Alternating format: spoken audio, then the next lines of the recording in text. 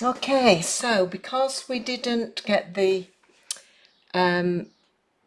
swatching done last Thursday, yesterday even, sorry, I've lost track of the days, I thought I'd do a quick video and let you all have it so you can see why I've been asking you to give it a go. So what you need is a sheet of paper.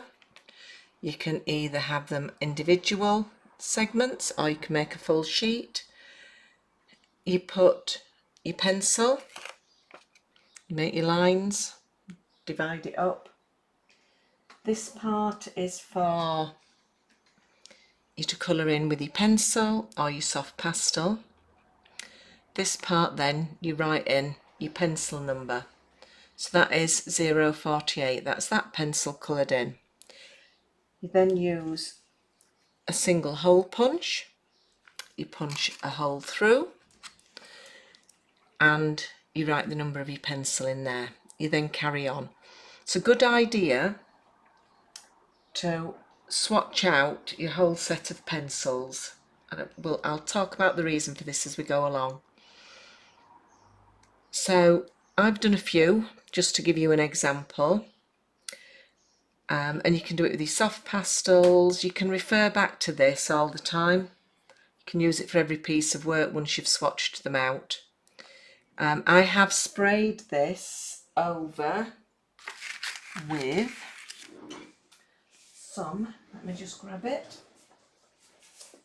to show you.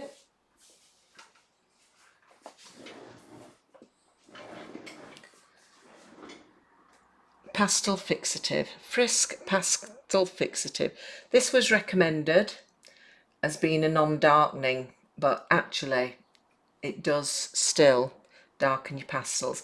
The reason I've sprayed it is because if I was keeping these and putting them out in and out of, say, clear films, for storing them, for keeping them, for always being able to refer back to them, so something similar to this with the little clear plastic sleeves in, and I was storing them in there. As you pull them in and out, the colours are going to smudge, so I just thought I'd spray that. It's up to you how you keep them, and it's up to you whether you use any pastel fixative. So we're working with the regular set that you use when you come to session, which is the Contia Paris 48-piece set. So I've put those colours down and the colour numbers, and the reason for doing this, it's twofold in my opinion. There's maybe loads more reasons. Let's just say now we're starting to work and we want to work from a photograph or a picture or something, and we're looking at it and thinking, well, none of these colours, so here's a picture. So none of these colours that I've got in these pencils here, even though they're supposed to be fleshy colours, none of these colours match what I want to do here. How am I going to do it? What colour do I need? What colours do I need to mix?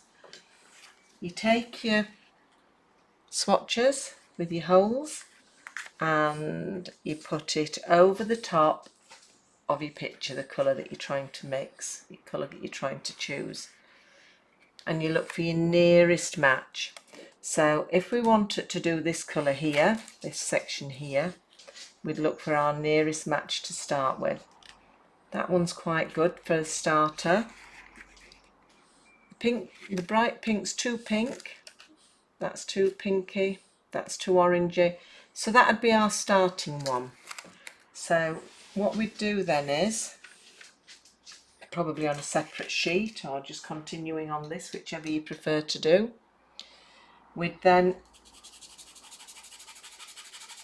make a swatch,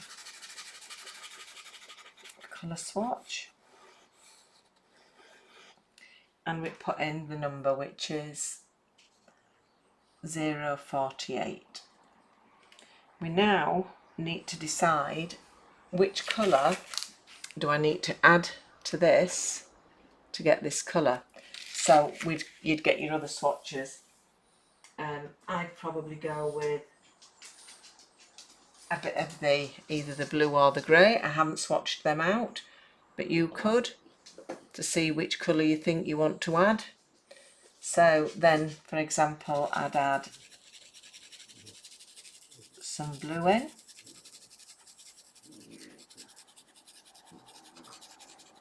Onto this swatch.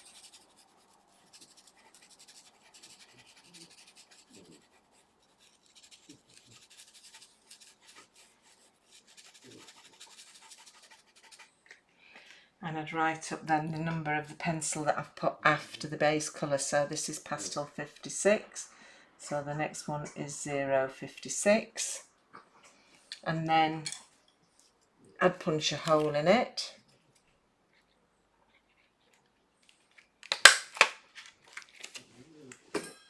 You might want to blend that in first with your little blenders. And I'd come back and I'd see if that was closer, which it is. That was that one. That one's that one. So it's closer. Then you might think it still needs something extra, so you might decide to put some grey in.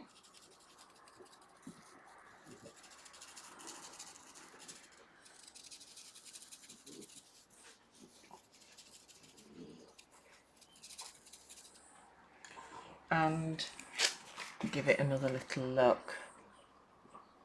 Well, to me the grey's made it too greyy, but as we're just swatching, that's fine. This is 020, and I think then looking at it, to bring it back from that too grey a colour, I would probably add a hint of a bit more pink.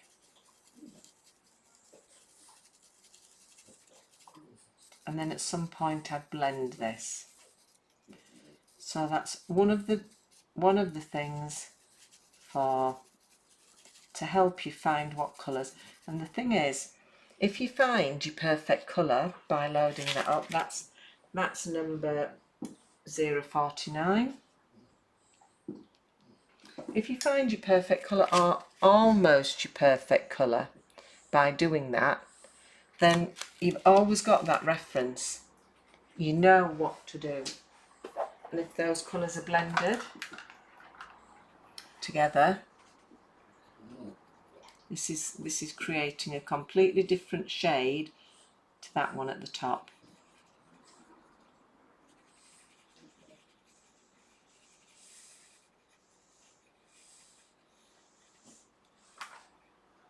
So now that one and the top one, which was the base one that we started with, don't look the same. That one looks closer to that than that one. And you might want to continue adjusting. You might want to put some other colours and blend them. But as long as you write your pencil numbers, and if you're using different varieties of pencils, so I've got lots of different pastel pencils. I would also have my pencils, when I'm putting the code on, I would write in what pencil it is. So for the ones that we're doing there, the Contour Paris, so that would be Contour Paris. If I'd used this one in it, this is the Pit Pastel, so then I'd write PP for Pit Pastel, and I would put 188. So I would know that I'd added in a different pencil.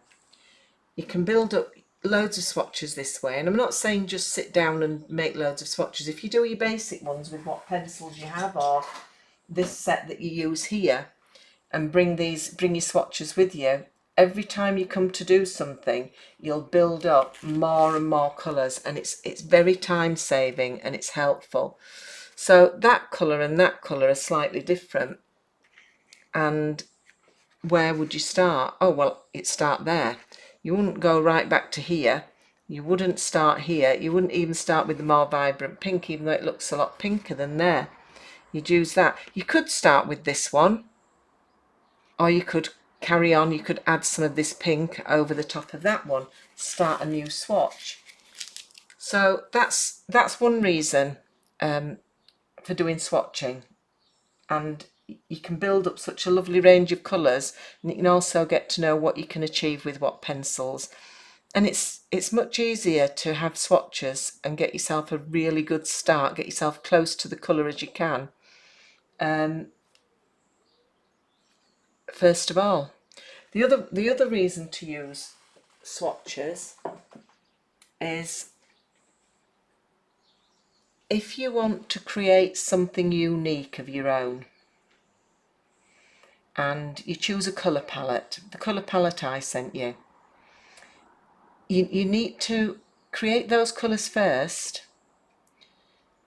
with your materials. You can choose your colour palette anywhere. You can go on Google, you can go on anything. You can choose a colour, you can look at a painting that somebody's done or a photograph and choose a colour palette from it. And then you can just use a line drawing of anything, whatever you see, and you can use your own colour palette and decide where those things go instead of copying a photograph. So you can choose what colours go where. So for example, if we just pulled this in and said, oh well, I've chosen this colour palette, and what am I going to need to go where? Well, we're going to need some of this, but we're going to need some of this. We're going to need some of this. We're going to need some of this.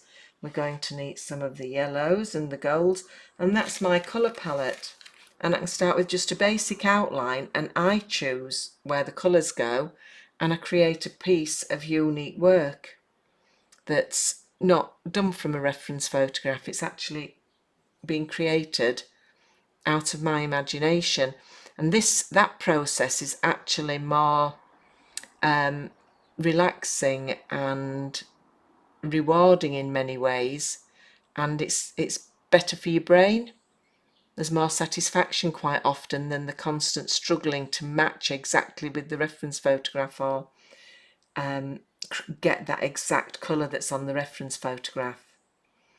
So that's the reason for swatching, and that's why I was trying to get you to work out your hues and your colours, your shades and your hues in that one that I sent you a few weeks ago. I'd left one or two of them out of order. I'd put some in order for you, the main. I think I'd left about 3 out of order, because you need to train your eyes as well to be able to create the colour that goes, or where do we start? We start with this one, we go up to that one, we maybe add some of that in to get these colours here. So on this side it's much more pinky and purpley, so we'd be going with this colour and with this colour, and maybe a little bit of that, and the order that you put them one over the top of another makes a difference as well. So you might use the same pencils but putting them on in a different order to create a different colour. It is a good thing to do swatching. It is a good idea to have colour swatches of all the pencils that you use. It can be a real good tool, and I just think it's a good thing for you all to do, especially as you build up your collection and especially as you're just starting out.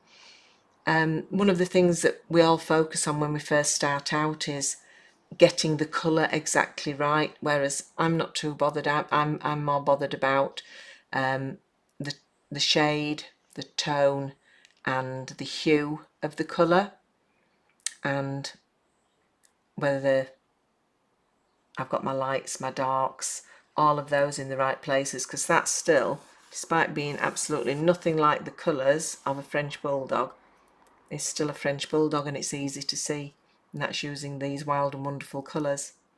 So that's the end of my lecture on your little swatches. I will send that one over to you, and I will get the one done of the dog's mouth and let you have that as well. Bye bye for now. I hope you found that useful.